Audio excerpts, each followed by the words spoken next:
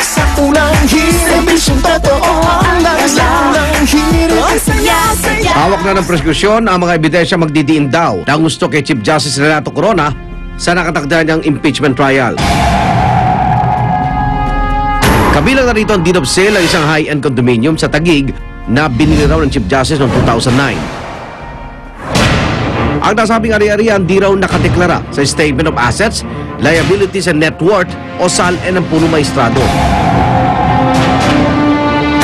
Depensa naman ng kampo ni Chief Justice, nakadeklara naman daw sa SALN ang kinukwestyong ari-arian. Uungkatin din daw sa paglilitis ang findings ng Commission on Audit kaugnay sa wanay irregularidad sa paggamit ng mahigit 500 milyong pisong pondo mula sa Judicial Development Fund. Ang mga ebidensya ng prosekusyon laban kay Chief Justice Renato Corona, yan ang ating tatalakayin ngayon.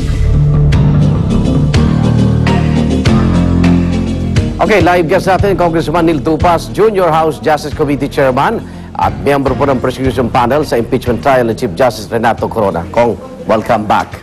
Ayan. Morning. Ulahin na natin. Fishing expedition daw ang House prosecution panel dito daw kay CJ Corona sa impeachment trial. Totoo ba yun? Dahil parang sa paunti-unti lang daw yung parang, tama ba yun? Nata-trial by publicity? No, hindi totoo yun, Iga, no? Linabas lang namin yung kahapon.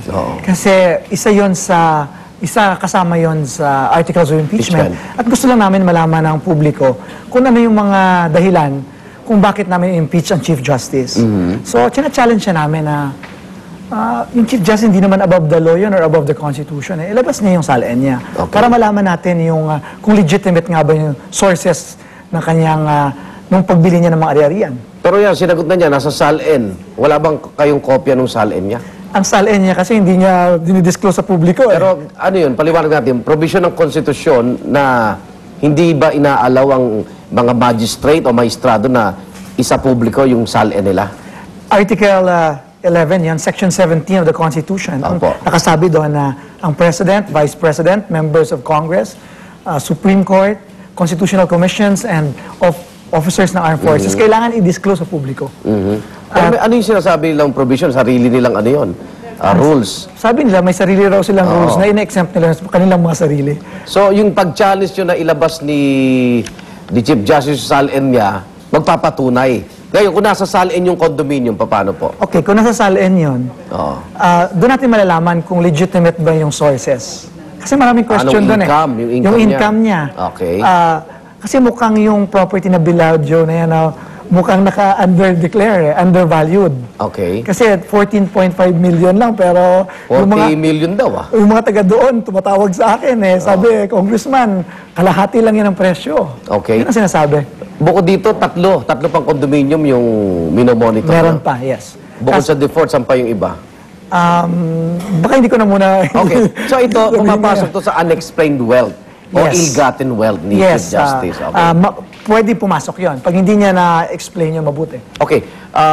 Ito ba, kasi may mga ibang editorial din na sinasabi na pinipressure nyo siya para mag-resign na lang kesa to undergo itong masyadong makakalait na impeachment trial sa kanya. Dahil lalaban nyo siya sa publiko Pero ako, Igan, personally, gusto ko matapos yung proseso. Para madepensa niya yung sarili niya. Madepensa niya yung sarili niya, makita ng publiko, ano ba itong proseso? Kasi hindi naman natapos ito sa ating kasaysayan, di ba? So, ilan pa sa mga ebidensya nyo, yung COA report, ito matindi. Binanggit na rin sa akin na isang senador, talagang ang bubusisiin dito yung Judicial Development Fund, no? Parang pork barrel yata ng Supreme Court. Laki na, Magkano ba yan? Ilan ba yan? Mahigit 5 billion yun. 5 billion. So, wala kayong parang oversight function na masilip paano ito ginagastos ng ating Korte Suprema? Well, meron. Ang Kongreso dapat may oversight, pero every time na hingi namin, hindi binibigay sa amin ng Chief Justice. So, parang may autonomiya sila, gano'n? Sinasabi nila fiscal autonomy, pero hindi naman transparency and accountability. Magiging madugo ba? Inaasahan natin itong impeachment trial ni CJ Corona? Mukha. Pero nabanggit mo rin at na ito ay hindi rule of law, tama ba? I-correct mo kasi yun ang mga nasa pahayagan na sinabi mo. it's beyond rule of law at nakikita nyo rito, ito yung pagiging close ties niya with GMA. Tama ba? Well, gusto ko lang i-correct yun. Oo, kasi nami-misinterpret ka nun dahil kung pagiging bias niya kay GMA, di dapat impeach mo rin yung mga justice ng Supreme Court na yung decision bias din kay Pangulong Noynoy Aquino. Yun ang sinasabi, di ba? Hindi, unang-una, hindi ko sinabi na hindi ito rule of law. This is rule of law. This is rule of law. This is rule of law, ulitin ko yan. Pero sinabi ko na gusto siya namin tanggalin kasi gusto namin tanggalin yung impluensya ni former President GMA sa Korte Suprema. At nasa persona yun ng Chief Justice. 19 na desisyon ba, tama? Na pag pinag-aralan ninyo, talagang pumapanig kay dating Pangulong Gloria Roy? 19 yung may kinalaman kay GMA, pero 10 doon yung directly magbe-benefit si GMA. Okay. At sa 10 yun, 100% yun. Okay. May pag-amin din ba sa'yo na yung 188, marami doon ang pumirma na hindi nabasa? Yung reklamo? Kasi alam ko may PowerPoint presentation kayo, di ba? Meron. Okay. So ano yung issue na yun na hindi pumirma, hindi nabasa pero hindi pumirma?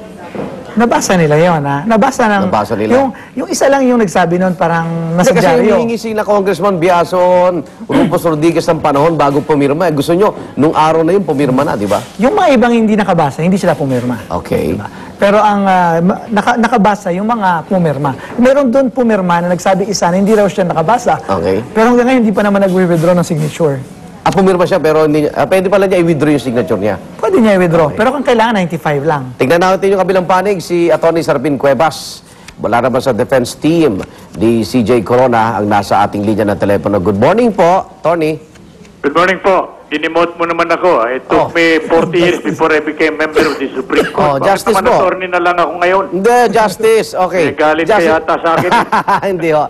Justice Cuevas, anong masasabi niyo dito sa paglabas po nitong umano'y pag-acquire niya ng condominium sa DeFort? Wala palang hawak ang Congress ng SALN niya.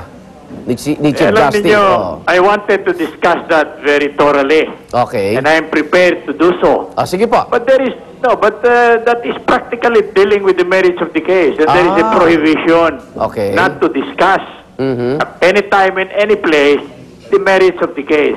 So, paano Those po- prohibited are the members of the prosecution, the defense also, and so for fear that I may be reprimanded or disciplined or dealt with administratively by the impeachment court, please pardon me for not discussing it any further. Okay. But as to whether it is reflected in his son, that is stated in our answer. We Sinagot niya na. clearly stated that the acquisition is not denied, and there is no quarrel about that. So, Justice, anong ginagawang press conference ito ng mga kongresista? Opo. Ano masasabi niyo doon? Hindi ba nadidiscuss din yung merit nun? Sila pong may responsibilidad niyan. We are complying with the requirements prescribed by the rules of the Senate. Opo. And alam mo congressman sila, tayo layman, ordinary layman lang. Opo. They can elbow their way through and probably end up with nothing as a consequence, either administratively or legally. Justice Cuevas, anong epekto nitong 4 na petisyon sa Supreme Court? Dalayo mapigilan itong impeachment